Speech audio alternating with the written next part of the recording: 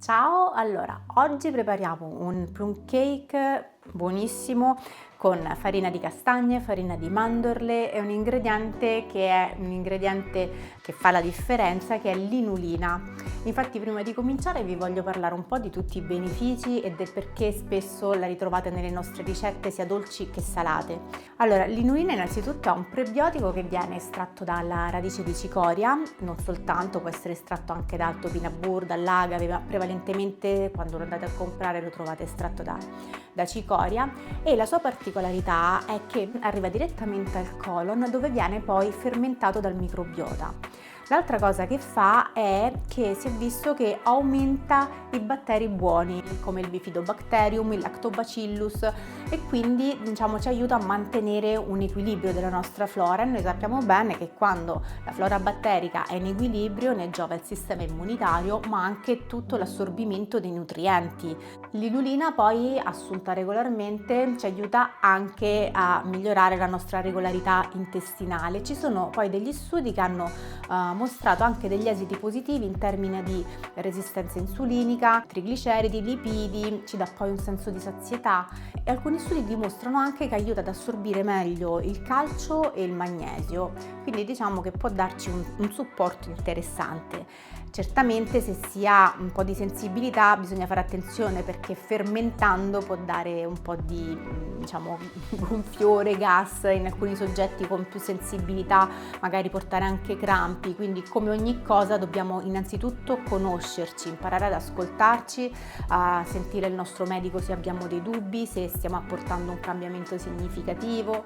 In generale la regola è di cominciare ad assumerne magari una piccola quantità, un cucchiaino al giorno, per arrivare poi a 2, che è quello generalmente consigliato. Nel nostro dolce considerate che una fetta ha un cucchiaino scarso di inulina. Perché la usiamo spesso nelle nostre ricette? Perché ha diverse funzioni in cucina. Innanzitutto però è da precisare che ci sono 3 tipi di inulina, cioè quella a catena corta, quella a catena media e quella a catena lunga. Ognuna ha delle particolarità diverse. Quella di cui vi parlo oggi è quella a catena corta, perché è quella che utilizziamo, altrimenti siamo qui fino a dopodomani.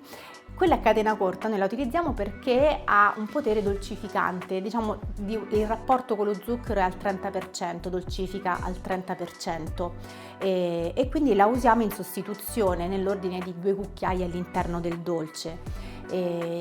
L'altra cosa da considerare all'interno degli impasti è che tende a trattenere l'umidità, quindi se usata nella giusta dose ci aiuta a mantenere il dolce morbido, se ne utilizziamo troppa invece fa l'effetto mattone. Questi 2 cucchiai che usiamo sono perfetti, testati e danno il loro contributo. Vi ho detto tutto e quindi cominciamo. Per prima cosa andiamo ad unire le farine, le mettiamo, oggi ho voluto fare in bicchieri, poi in descrizione vi lascio anche la dose in grammi, però io lo trovo pratico, a me tante volte scoccia pesare, quindi mettiamo un bicchiere di farina di mandorle, un bicchiere però non completamente pieno, poco sopra la metà, di farina di castagne. Questa torta è senza glutine, non so se ve l'ho già detto. Poi andiamo ad unire anche questo, che sono i nostri 2 cucchiai di inulina, a cui ho aggiunto anche un cucchiaino di stevia, e questo è l'unico dolcificante che andiamo ad utilizzare, che non alza la glicemia. L'inulina certo poi un po' si trasforma in zuccheri, ma con un impatto decisamente diverso rispetto allo zucchero. Diciamo che questo dolce che stiamo andando a fare oggi, è chiaro che se siete abituati ai 150-200 grammi di zucchero magari lo sentirete un po' meno dolce, però vi assicuro che è un'alternativa veramente valida per abituarci a dei sapori più naturali, più neutri, meno dolci, perché lo zucchero ormai veramente si dice ovunque, non si può non sapere quanto faccia male. Quindi ho mischiato le farine e le lascio da parte, lascio solo il lievito che lo metto alla fine.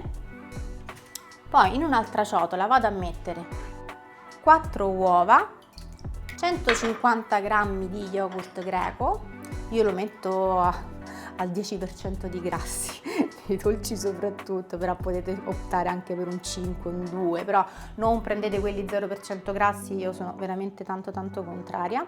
Qui ho scaldato un cucchiaino di olio di cocco e un cucchiaino di burro chiarificato per dare una componente grassa e andiamo a lavorare, lo montiamo un po', lo rendiamo un po' spumoso.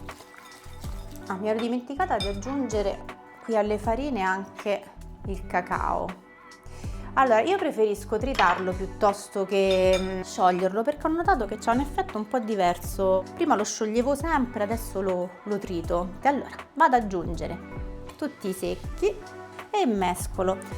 Se l'impasto risulta troppo denso potete sempre aggiungere 1 o 2 cucchiai di latte vegetale.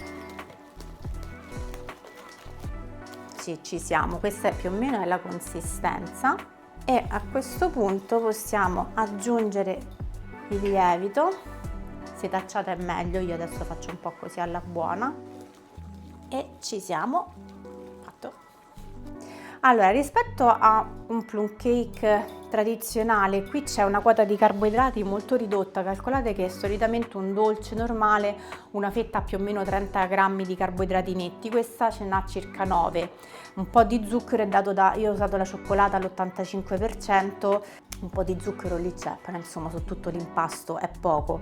E poi potete aggiungere anche, che ci stanno benissimo, e adesso qui non le ho preparate ma adesso le vado a prendere, le aggiungo, le metto, 2 cucchiai di gocce di cioccolato, perché danno quel dolcetto in più visto che non abbiamo utilizzato zucchero, e anche lì io cerco di comprare quelle al 70%, non le ho ancora trovate di più, ma se le trovate e conoscete una marca scrivetelo nei commenti. Io al supermercato trovo quelle al 70% e utilizzo quelle. E vado a prendere la fodera per il plum cake. Prendiamo uno stampo, ecco, lo imburriamo e mettiamo un po' di farina e la spargiamo bene in maniera tale che il dolce non si appiccica e andiamo a versare e a mettere in forno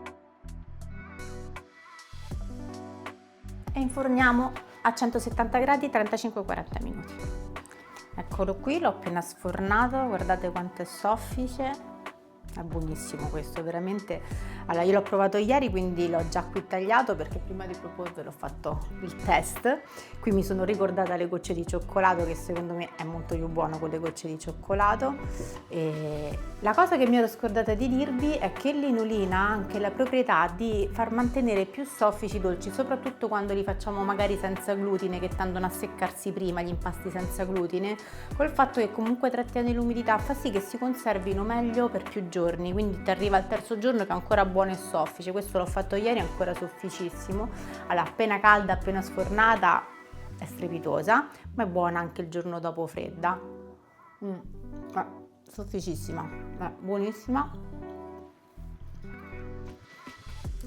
Se siete abituati ai gusti molto dolci, ovviamente magari vi potrà sembrare non molto dolce, anche se la farina di castagne è dolce di suo, quindi ci permette di togliere completamente gli zuccheri. Ecco, ti bastano quei 2 cucchiai di inulina, 1 di stevia non di più, perché la stevia dolcifica tanto, perché dolcifica 3 volte tanto, però ha un sapore molto forte, quindi se ne metti un cucchiaino ti dà quel dolce in più e non lascia un retrogusto, un sapore troppo alterato. Usarne di più poi dipende dai gusti, a me non piace tantissimo, quindi io spesso unisco più dolcificanti. Per esempio, se siete abituati a mangiare dolci molto zuccherati, magari potete aggiungere 10-15 grammi di zucchero dei fiori di cocco, che è un'alternativa sicuramente migliore allo zucchero tradizionale.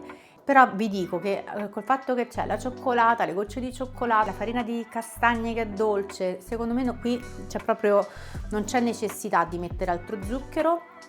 È buonissimo così, io continuo a mangiarlo e fatemi sapere se lo provate, se vi piace, e credo che sia un buon compromesso.